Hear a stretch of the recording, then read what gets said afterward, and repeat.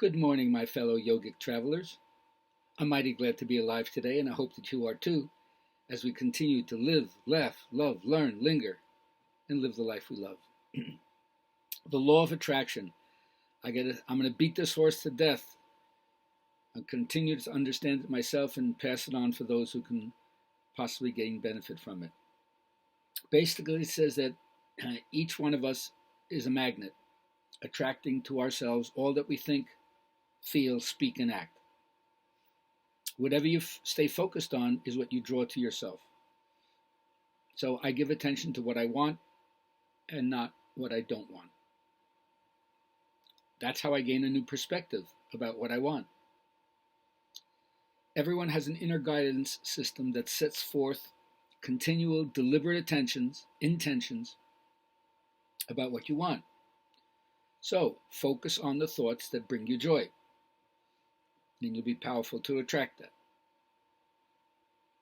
So broaden your understanding in this, have faith in it, practice it, and then instead of chance or luck, you just apply the law. And that means you become a deliberate creator. Create on purpose. All right? So keep that in mind as you go about your daily life. Positive emotion is a sign that you're aligned. So the philosopher Nietzsche said we're all like camels, that we get loaded down with the information of our culture as we get socialized. And then we get sent out into the desert bearing that load. And in the desert we meet a dragon. And we have to slay this dragon. And what we have to slay is the fact that every scale on the dragon says thou shalt or thou shalt not.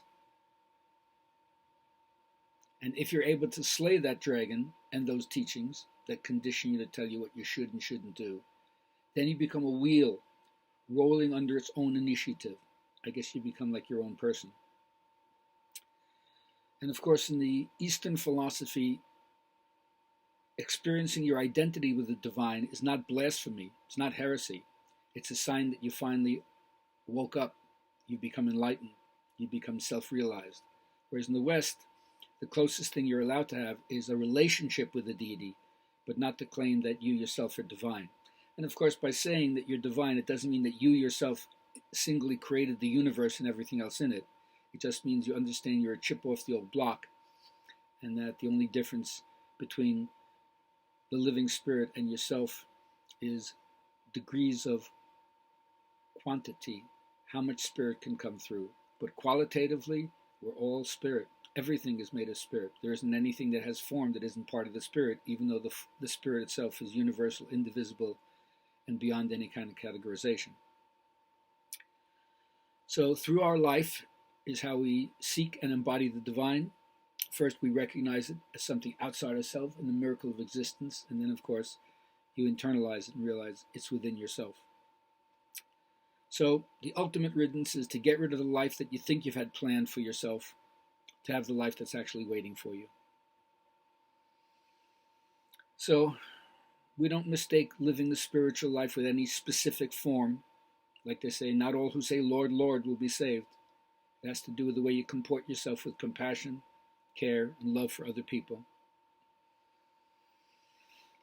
So I've understood this in terms of marriage, but the marriage is not just between you and another human being, which is one way of interpreting it. It's between you and the spirit.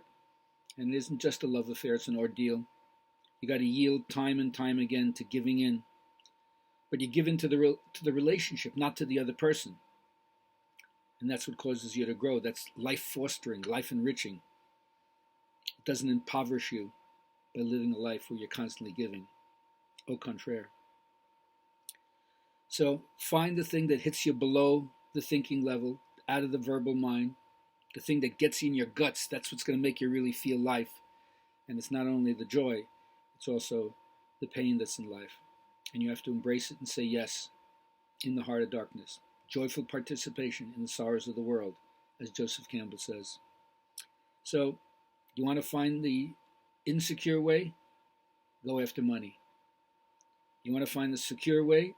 There is no secure way, but there's richness in the quest. I hope you find it. See you in a few hours on Good Vibrations Yoga. Check my website and come out to the class today on Yana Yoga. And I'll see you tomorrow.